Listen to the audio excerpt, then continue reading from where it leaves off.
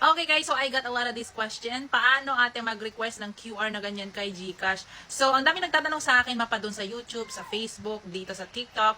And nagtatanong sila kung paano daw magkaroon ng QR code from GCash. So, ito po yung merchant QR code. Dalawa kasi yung QR code ko. Meron yung walang charge, yun yung pwedeng mag-scan. Pareho naman silang pwedeng i-scan. Kaso lang yung isa, yung ewan ko dun ba kung ano bang mas pinagkaiba nila. Parang yung isa kasi is parang sa in-store. Mas simple yung isa. Tapos yung isa naman, mas wider yung coverage niya. Ano ba yun? Parang mas maraming wallet or bank applications or yung mobile applications na pwedeng ma-scan yun. So, dalawa sila. Pero yung isa, may 2% charge ni GCash, pero yung isa, wala. Okay? So, pareho lang silang merchant QR.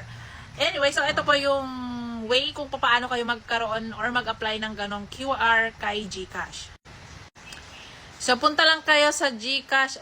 Ba't di naman nakuha yung nasa taas? Punta lang kayo sa help.gcash.com. Bale, hindi kasi nakuha sa pinakataas niya. And then, piliin nyo itong GCash for Business and then piliin nyo yung Enterprise. Ganyan. And then, ito, magbasa na lang po kayo. So, ito nandito sa baba. Ito, sana ba? Ito. Kita nyo to, jump to how to apply. Andyan. And then, requirements. Use the funds disbursement service. So, lahat ng kailangan nyo nandito na po. And then, ayan. So, bibigyan ko lang kayo ng quick overview para naman di kayo umasa. Ganyan. So, meron ditong fill out this application form. Ayan, ipipindot nyo lang yan. Tapos, makikita nyo na yung application form. May muta pa yata ako. Laki-laki na mukha ako dyan. Paano ba ito pala?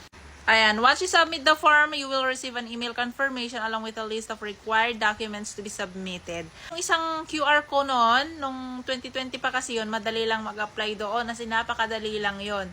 Parang ID lang, valid ID, and then, ayun, parang valid ID lang yun noon. Tapos, yung pangalawa, yun na yung madugo. Kailangan na yan ng DTI, ganyan, ng BIR. So, yun, mas madugo yung isa. Pero mas malawak nga yung coverage. Kumbaga, mas madugo, mas malawak yung basta coverage. Kung sinong pwedeng mag-scan.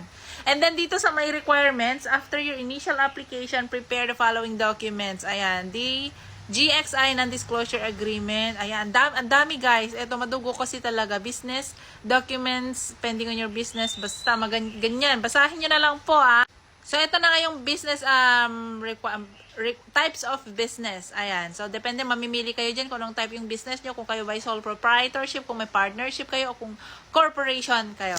So, dito tayo sa may sole proprietorship. Ito yung pinaka-simple. Ito yung, syempre, pinaka-madali. At ito yung type ng business na in-applyan ko kasi dito ako nagfo-fall sa mga requirements na to. So, kailangan dito ang certificate of registration, yung 2303, yung certificate nyo, papasa nyo yan, yung copy niya.